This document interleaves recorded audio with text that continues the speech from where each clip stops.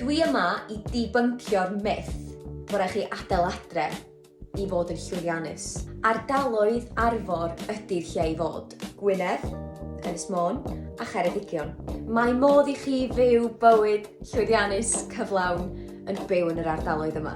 Dwi wastad wedi bod yn homebird, so oedd y cyfle i ddod adre i fyw yng Ngwynedd yn gyfle rhy dda i fi wrthod.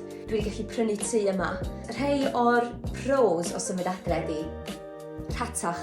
Oedd o'n rili bwysig i fi cael ein amgylchynu gan fy nheulu a fy ffrindiau ac i fod yn siarad Cymraeg. Yma yng Ngwynedd, dwi'n gallu byw fy mywyd yn hollol drwy gyfrwng Cymraeg a mae hwnna'n rhywbeth rili pwysig i fi. Ond y bwysicach na ddim byd, dwi dal yn gallu arwain bywyd llwyddiannus a hapus yn byw yma yn Ngwynedd. Dwi dal yn gallu bod yn berfformwraig sy'n mwynhau teithio, gweld y byd i gyd tra dwi wedi fy sefydlu yma yn Ngwynedd. Felly'r neges ydy, does dim rhaid i chi adael a'ch cynefin i fyw bywyd hapus a llwyddiannus a chyflawn.